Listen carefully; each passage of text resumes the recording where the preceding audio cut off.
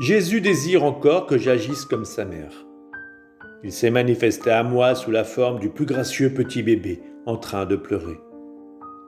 Afin d'apaiser ses pleurs, je me suis mis à chanter en le tenant dans mes bras. Quand je chantais, il cessait de pleurer, mais dès que j'arrêtais, il se remettait à pleurer.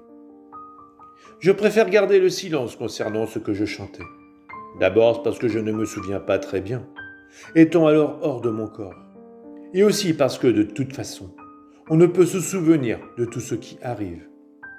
Je préfère garder le silence aussi parce que je pense que mes paroles étaient sottes. Cependant, Dame obéissante, souvent très impertinente, ne veut pas renoncer.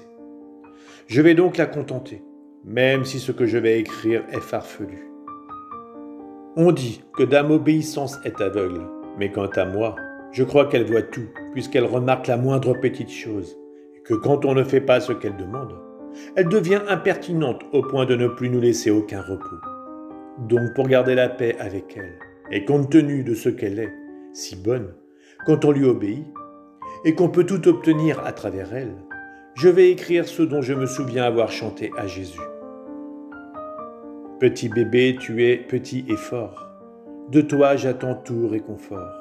Petit bébé, gracieux et beau, même les étoiles sont éprises de toi. Petit bébé, prends mon cœur, remplis-le de ton amour. Petit bébé, tendre petit, fais-moi petit bébé aussi. Petit bébé, tu es un paradis, je me délecte de ton sourire éternel. Ce matin, après avoir communié, j'ai dit à mon aimable Jésus, « Comment se fait-il que cette vertu d'obéissance soit si impertinente, et même parfois capricieuse ?» Et il me répondit, « Si cette noble dame est telle que tu le dis, c'est parce qu'elle doit faire mourir tous les vices, et puisqu'elle doit donner la mort, elle doit être forte et courageuse. Pour arriver à ses fins, elle doit parfois user de caprices et d'impertinence. Cela étant nécessaire pour ceux qui doivent tuer le corps, pourtant si fragile, cela est encore plus nécessaire quand il faut tuer les vices et les passions, lesquels peuvent revenir à la vie alors qu'on pensait les avoir tués. Oh oui, il n'y a pas de vraie paix sans obéissance, et si l'on croit jouir d'une certaine paix sans elle, c'est une fausse paix. La désobéissance s'accorde bien avec nos passions, mais jamais l'obéissance.